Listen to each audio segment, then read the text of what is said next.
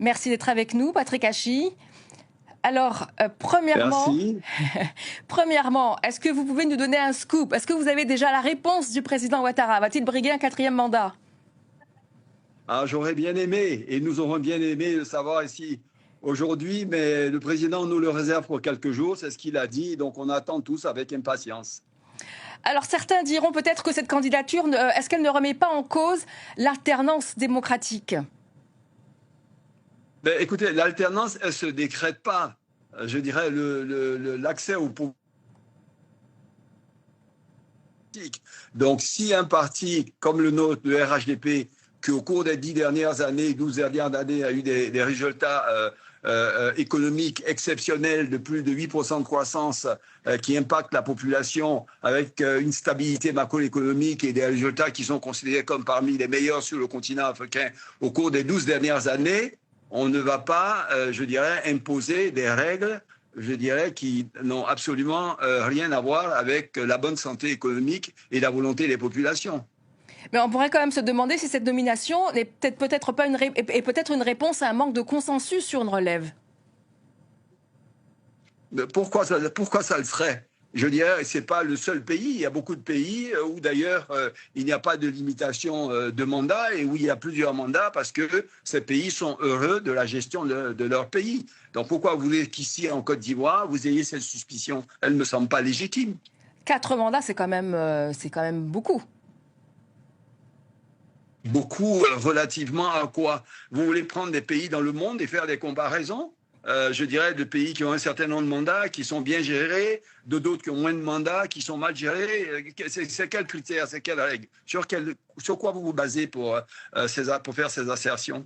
Bah, parce que également, il n'est pas si jeune que ça. Hein. Il est jeune, c'est un jeune vieux, on dira. Mais en tout cas, je pense qu'il y a également peut-être des jeunes qui pourraient peut-être prendre la relève. Oui, mais ça, maintenant, vous, Et d'ailleurs, votre nom. D'ailleurs, moi, je vais vous dire, il y a des jeunes vieux et il y a des vieux jeunes. Donc, je veux dire que nous, notre Constitution ne prévoit pas de plafonner l'âge. Donc, c'est la population, en fonction des résultats du dirigeant, qui décide si oui ou non il est apte à gérer en fonction des résultats qu'ils ont. Donc, on ne décrète pas qu'on veut prendre un jeune ou on veut prendre un vieux. Les populations souhaitent que quelqu'un s'occupe de leur quotidien, que le pays se développe, qu'il y ait une croissance, et c'est ce qui se passe. Donc, je crois qu'il ne faut pas prendre des sujets qui ne sont pas véritablement ceux qui concernent les populations, mais qui sont des principes. Des principes. Donc, du coup, quelle place pour la nouvelle génération de leaders au sein du parti lui-même, RHDP, aujourd'hui?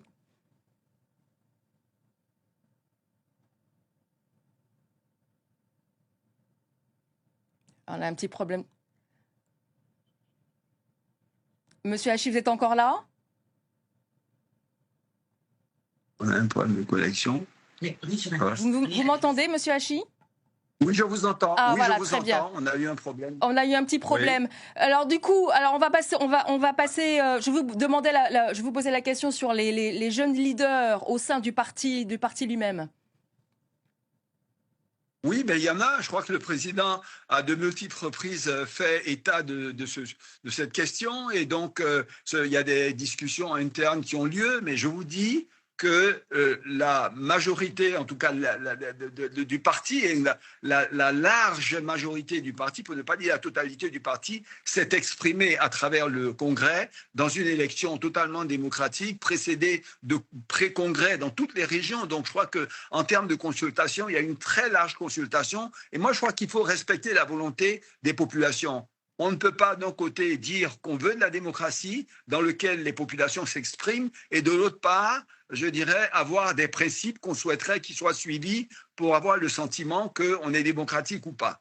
C'est vraiment l'expression de la voix du peuple. Et là, vous avez eu plus de 7600 congressistes qui se sont réunis pour prendre donc une décision de proposer, je dirais, la désignation du candidat Alassane Ouattara aux prochaines élections de 2025, je pense qu'il faille la respecter. Oui, donc du coup, il faudra savoir comment reste. Est-ce que les jeunes donc auront confiance dans le processus électoral alors que certains justement leaders de l'opposition ont été exclus du scrutin?